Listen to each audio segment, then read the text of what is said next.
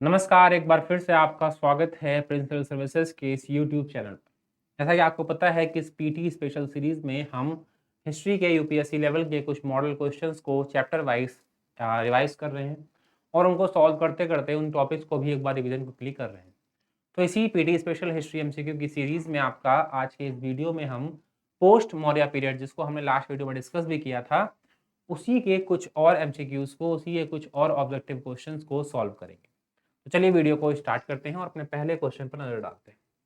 पहला क्वेश्चन आपका central Asian tribe से है कि जो मध्य एशिया है उसके संपर्क से धार्मिक विकास के संदर्भ में निम्नलिखित कथनों पर आपको विचार करना है।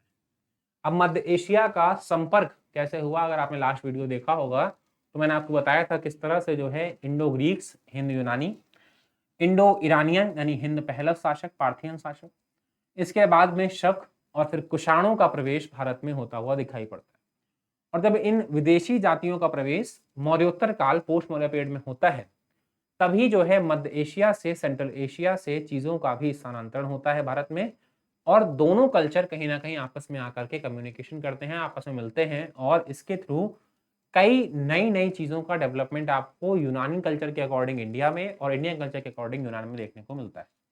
तो इनकी बात हमने लास्ट वीडियो में कर ली थी। उसी संपर्क से, उसी कम्युनिकेशन से, उसी कनेक्शन से जो धार्मिक विकास हुआ है भारत में, इस पर ये क्वेश्चन आपसे पूछा गया।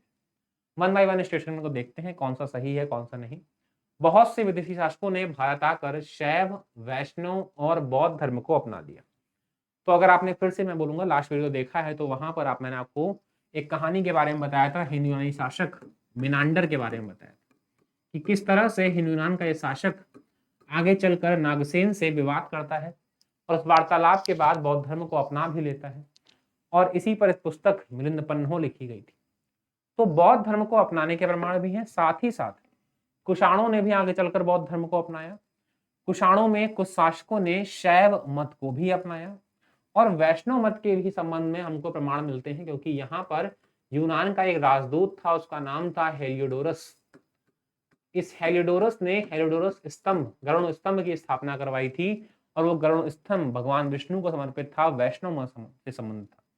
तो कहीं ना कहीं ये सभी मतों के विषय में कहीं ना कहीं आपको डेवलपमेंट देखने को मिलेगा, इन शासकों द्वारा इसको अपनाए जाने का जिक्र देखने को मिलेगा। तो ये स्टेटमेंट क्या है बेटा, सही है।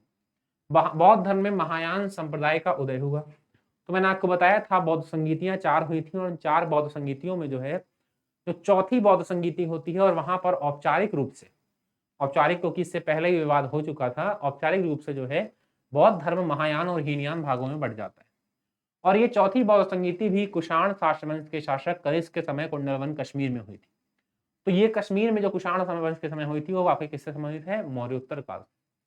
तो बौद्ध धर्म में महायान संप्रदाय का उदय भी कनिष्क के समय ही होता है, और कनिष्क और बाद के कुषाण शासक इस महायान संप्रदाय को बहुत ज्यादा संरक्षण भी प्रदान करते हैं। ठीक है, तो स्टेटमेंट क्या है, सही है। बौद्ध साहित्य के तीनों पिटकों की व्याख्या पूरी हुई। क्योंकि आपको पता है 4 बौद्ध संगीतियां हुई हैं, और 3 पिटक जो है बौद्ध धर्म के में वही महत्व रखते हैं जो आज के वैदिक धर्म में वेद रखते हैं। इन त्रिपिटकों में बुद्ध सुत्त पिटक, विनय पिटक, अभिधम्म पिटक शामिल है। और इन तीनों पिटकों में 2 पिटकों का, आपके विनय पिटक और शुद्ध पिटक का संकलन पहले संगीति में, और तीसरे पिटक, अभिधम्म पिटक का संकलन तीसरी संगीति में होता हुआ दिखाई पड़ता है। तो चौथी बौद्ध संगीति है, वहां पर इसकी व्याख्या को पूरा कर लिया गया था। तो बौद्ध साहित्यों के तीनों व्याख्या पिटकों की व्याख्या उस चौथी बौद्ध संगीति जो कुषाण संबंधित है, जो मौर्योत्तर काल में है, वही पूरी हुई। तो ये बात भी क्या है, सही है। बौद्ध धर्म में मूर्ति पूजा का प्रचलन शुरू हुआ। तो आपको पता है कि बौद्ध धर्म की जो महायान शाखा है, वहीं पर आते आते जो है आपको मूर्ति पूजा के प्रचलन देखने को मिलता है। और महायान का उदय, अभी मैंने आपको बताया कब हुआ, कनिष्क के समय हुआ, मौर्योत्तर काल के समय हुआ। तो कहीं ना कहीं जो मूर्ति पूजा है उसका प्रचलन भी कहाँ होता है, मौर्योत्तर काल। तो कुल मिलाकर मध्य एशियाई संपर्क से, कुषाणों के आने के बाद से, हिंदुआई शासकों के आने के बाद से, ये सभी धार्मिक परिवर्तन हमको सही दिखाई पड़ते हैं। इसलिए आपका उत्तर जो है, आपसे पूछ रहा है कौन सा से सही है, क्योंकि चारों सही है तो आपका उत्तर क्या हो जाएगा, D1, 2, 3 एंड 4। ठीक है, तो इस तरह से इजिली आप इस क्वेश्चन को सॉल्व कर पाएंगे। एक और क्वेश्चन उसी आपकी थीम पर है, मध्य एशिया के संपर्क से। और इस बार कला और साहित्य के संदर्भ में पूछा गया है। पहले धर्म के संदर्भ में पूछा गया था, अब किसमें पूछा गया है? आर्ट एंड कल्चर के point of view, sorry art and literature के पॉइंट ऑफ। कथनों पर विचार करने को कह रहा है, देखते हैं। इस काल में गांधार और मथुरा कला शैलियों का विकास हुआ, ठीक बात है। जो मूर्ति निर्माण की शैलियां हैं उसमें एक तो शैली हमारी देसी थी, उसका नाम क्या था? मथुरा शैली। ये भी आपको कनिष्क के समय, कुषाणों के समय देखने को मिलेगी। ये हमारी क्या थी? लोकल आर्ट की स्टाइल थी। ऑन द अदर हैंड यूनानी प्रभाव के चलते भारत में थोड़ा मूर्ति निर्माण में एक डिफ्रेंशिएशन भी दिखाई पड़ता है, विभिन्नता भी दिखाई पड़ती है।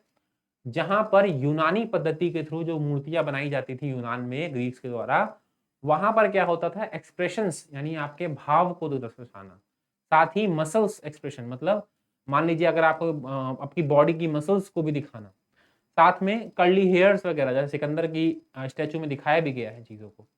एक्सप्रेशंस की मैंने बात की, मसल्स की बात की, और जो भी हेयर्स, कर्ली हेयर्स वाली चीजें हैं, उन सभी चीजों को गांधार आर्ट के थ्रू इंडिया में अडॉप्ट कर लिया गया। सो ग्रीक जो है उसके इन्फ्लुएंस के चलते इंडिया में, भारत में पोस्ट मौर्य पीरियड में जिस आर्ट फॉर्म का डेवलपमेंट होता है इन इस कल्चर बनाने की, वो कौन सी थी? आपकी गांधार शैली। तो मथुरा अपनी देसी थी और गांधार यूनानी प्रभाव के चलते थी। तो ये स्टेटमेंट भी क्या है? ये स्टेटमेंट क्या है आपका? सही है। महात्मा बुद्ध की प्रतिमाएं जो हैं केवल मथुरा शैली में पाई जाती हैं। ये स्टेटमेंट गलत है, क्योंकि मथुरा शैली हमारी देसी शैली तो थी ही, इसमें तो पाई ही गई, साथ साथ आपको गांधार शैली में भी ये मूर्तियां दिखाई पड़ेंगी। क्योंकि मैंने अभी क्या बताया? बुद्ध के जो घुंघराले बाल हैं, कर्ली हेयर्स, ये, इसके अलावा इनकी जो भाव भंगिमा है, किसी मूर्ति में आपको बुद्ध खुश दिखाई पड़ेंगे, किसी में दुखी, ठीक है। तो ये भाव भंगिमा दर्शाने वाली चीजें हैं। ये सभी चीजें यूनान की मूर्ति कला की विशेषताएं थी, इसको भारत में गांधार शैली के थ्रू अपनाया गया। तो ये कहीं ना कहीं महात्मा बुद्ध की प्रतिमाओं में, मूर्तियों में भी झलकती हैं। इसलिए ये स्टेटमेंट बेटा आपका क्या हो जाएगा? सही हो जाएगा, सॉरी गलत हो जाएगा, क्योंकि केवल मथुरा में नहीं बनाई गई। इसके बाद अश्वघोष ने सौंदरानंद नामक काव्य की रचना संस्कृत भाषा में की।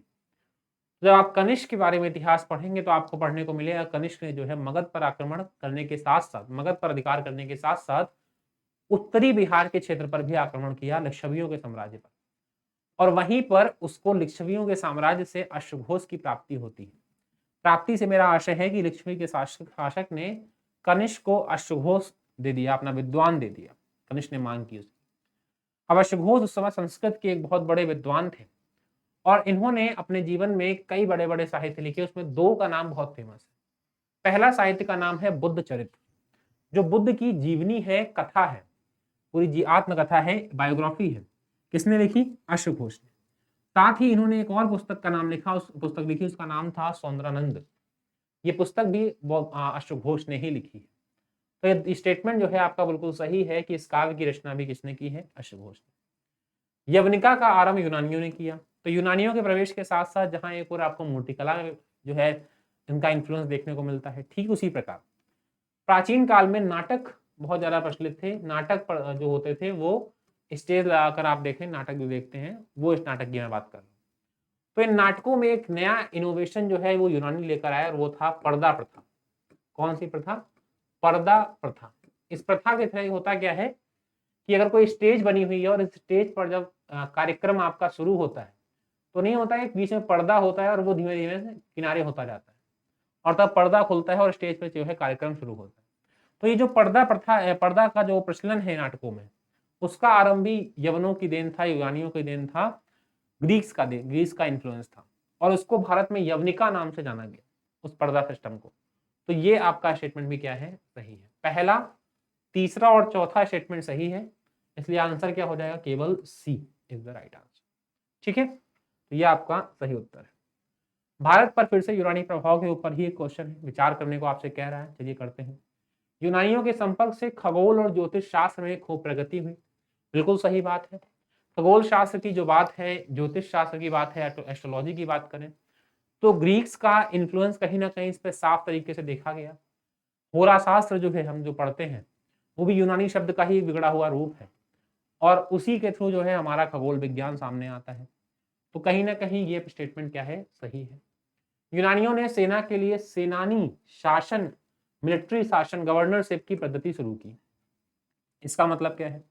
इसका मतलब है कि जो ग्रीक्स आर्मी होती थी वो जो है कई डिफरेंट गवर्नर्स के थ्रू कई बटालियंस में बटी होती है। जो हम आज देखते हैं ना कि ये राजपूत बटालियन अलग है, गोरखा अलग है, टुकड़ी अलग है। तो ये जो गवर्नरशिप है under the army military system के फॉर्म में, वो कहीं ना कहीं सेनानी शासन जो है यूनानियों की ही देन थी। इसका प्रमाण आपको मिलता भी है कि जब सिकंदर महान का भारत पर आक्रमण होता है तो वहां पर हमको निर्याकस का नाम देखने को मिलता है।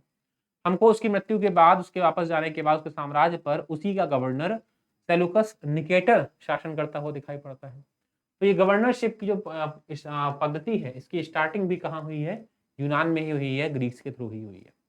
तो ये स्टेटमेंट भी क्या है बेटा? सही है, दोनों स्टेटमेंट सही। स्ट्रेटोगोस सेना में नियुक्त सेनानी को कहते थे, ये बात भी सच है। इस सिस्टम को स्ट्रेटोगोस के नाम से ही जाना जाता था और जो सेनानी गवर्नर है उसको वहां गवर्नर या सेनानी नहीं बोलते थे, वो तो हम बोलते हैं सेनानी हिंदी में और गवर्नर आपके इंग्लिश में। लेकिन उस ग्रीक लैंग्वेज में इसको क्या बोलते थे? स्ट्रेटोगोस। जिस तरह से आपके चंद्रगुप्त मौर्य का नाम उन्होंने क्या रखा था? सेंड्रोकोटस रखा था। पाटलिपुत्र का नाम रखा था पॉलीब्रोथा। उसी प्रकार से जो सेनानी गवर्नर्स होते हैं उनका नाम क्या था वहां पर? स्ट्रेटोगोस। तो ये बात भी क्या है? सही है। इस तरह से अगर आप देखेंगे तो तीनों स्टेटमेंट आपके सही हैं। उत्तर क्या हो जाएगा बेटा? D is the right. ठीक है। अब अगला क्वेश्चन आपसे एक एम्पायर के बारे में है, सातवाहन साम्राज्य के बारे में। सातवाहन राज्य के संदर्भ में आपसे निम्नलिखित कथनों पर विचार करने को कह रहा है। चलिए विचार करते हैं।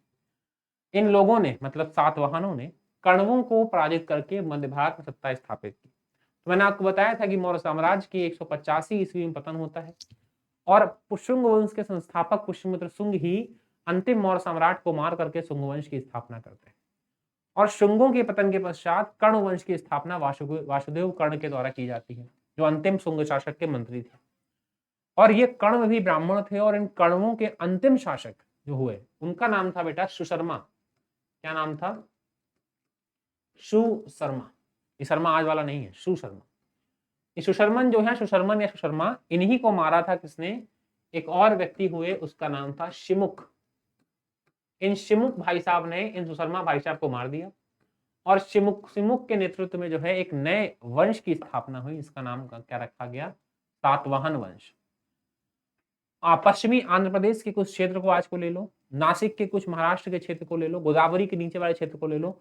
इन सभी क्षेत्रों को अगर आप मिलाकर देखोगे तो आपको भारत के मानचित्र पर कुछ इस जगह पर आपको इस सातवाहन एम्पायर का एग्जिस्टेंस दिखाई पड़ेगा पोस्ट मौर्य एज में। तो ये बात तो सही है। ठीक है। इनका राज्य उत्तरी महाराष्ट्र मैंने ही बताया और ऊपरी गोदावरी घाटी में स्थापित हुआ, बिल्कुल सही बात है। इनके सबसे बड़े प्रतिद्वंदी कण्व थे। भाई कण्व को तो मार ही दिया, कर्ण वंश ही खत्म कर दिया इनकी स्थापना के साथ ही, तो प्रतिद्वंदी कहां से हो गए? बिल्कुल नहीं। इनके सबसे बड़े प्रतिद्वंदी थे विदेशी जनजाति जो भारत प्रवेश करती है, उसका नाम था शक। ये शक जनजाति जो है, सीथियन ट्राइब, ये जो है इस पश्चिमी भारत के क्षेत्र पर स्थापित हो गई थी, उज्जैन, मथुरा और जो है गुजरात और कुछ दक्षिणी महाराष्ट्र, उत्तरी महाराष्ट्र के क्षेत्र पर। और वहां पर शक और सातवाहनों का निरंतर युद्ध हुआ। तो ये शक जो थे सबसे बड़े प्रतिद्वंदी राज थे किसके? सातवाहनों के। ये मगध में तो कोई बड़ा राज्य बचा नहीं था, कण्व को इन्होंने खत्म कर दिया था और इसके अलावा शकों के अलावा कोई बड़ा राज्य इस समय भारत में था नहीं। तो ये स्टेटमेंट गलत है। पहला और दूसरा सही है, इसलिए आंसर क्या हो जाएगा? केवल ए। और केवल 1 और 2 मतलब ए आपका राइट आंसर। इसके बाद अगला क्वेश्चन देखते हैं। गौतमी पुत्र सातकर्णी, सातवाहन वंश में शिमुख की मैंने भी चर्चा की। इसी शिमुख के बाद जो है जो सबसे प्रतापी शासक माना जाता है पहला, वो आपका था गौतमी पुत्र सातकर्णी। इस वंश को मात्र सतात्मक कहा जाता है कि इनके राजाओं के नाम क्या है? राजा का नाम तो सातकर्णी था। जो गौतमी पुत्र आप ना देख रहे हैं ये उपाधि थी और ये उपाधि वो लेते थे अपनी माताओं के नाम से। मतलब इनकी माता का नाम क्या था? गौतमी। और इसी के नाम के आधार पर इनको गौतमी पुत्र सातकर्णी कहा गया। तो इन्हीं के बारे में क्वेश्चन पूछा गया है कि संदर्भ में निम्नलिखित कथनों पर विचार करिए। उसने अपने आप को एकमात्र ब्राह्मण कहा, यह बात सच है। सातवाहन जो है ब्राह्मण वंश था और इन्होंने खुद को एकमात्र ब्राह्मण कहा। उसने क्षैरात वंश के शासक रुद्रदामन को हराया, ये बात भी सच है। क्योंकि क्षैरात वंश के शासक रुद्रदामन को उसने नहीं हराया। यहाँ पर थोड़ा सा कंफ्यूज किया गया है आपको। क्षैरात वंश के एक शासक हुए, उसका नाम था नहपान, और इस नहपान को उसने हराया था और इसका प्रमाण हमको मिलता भी है। क्योंकि यहाँ पर नासिक के आसपास हमको एक जगह पर कई सिक्के प्राप्त होते हैं सातवाहन वंश के, जहां पर एक और जो है आपके इस नहपान के राज्य में प्राप्त होते हैं, जहां पर उस सिक्के के एक तरफ बेटा आपको इस सातवाहन शासक गौतमीपुत्र सातकर्णी और दूसरी तरफ उस नहपान का जिक्र मिलता है। तो दर्शाता है कि नहपान की टेरिटरी में अगर इसके सिक्के मिल रहे हैं तो इसका मतलब इसने नहपान को हराकर अपने अधीन कर लिया था। रुद्रदामन गलत है, यहाँ पर ये स्टेटमेंट गलत हो जाएगा। ठीक है। उसका साम्राज्य उत्तर में मालवा से लेकर दक्षिण में कर्नाटक तक फैला हुआ था, बिल्कुल सही चीज है। और ये साम्राज्य काफी बड़ा हो चुका था उसका उस समय तक, तो ये स्टेटमेंट भी क्या है, सही है। तो इस प्रकार से पहला और तीसरा स्टेटमेंट आपका सही है, दूसरा गलत है। उत्तर आपका हो जाएगा सी, केवल 1 और 3। ये हो जाएगा आपका राइट आंसर। ठीक है, चलिए। तो इस तरह से हमने पोस्ट मौर्य एज में आज सातवाहन एम्पायर को शुरू कर दिया है। इस श्रेणी में आपको एक और वीडियो इस चैप्टर का मैं दूंगा, जिसमें हम सातवाहन के बाद का इतिहास समझेंगे। पोस्ट मौर्य में कनिष्क भी शामिल होगा, कुषाण भी शामिल होंगे। तो आई होप वीडियो आपको पसंद आया हो, कुछ इन्फॉर्मेशन आपको मिली हो नई सीखने को। वीडियो पसंद आया तो कृपया वीडियो को लाइक, चैनल को सब्सक्राइब जरूर कीजिए। और इसके साथ ही मिलते हैं नेक्स्ट वीडियो में कुछ नए एमसीक्यूज के साथ, जो आपकी नॉलेज को थोड़ा सा और एनहांस करेंगे। Thanks for watching.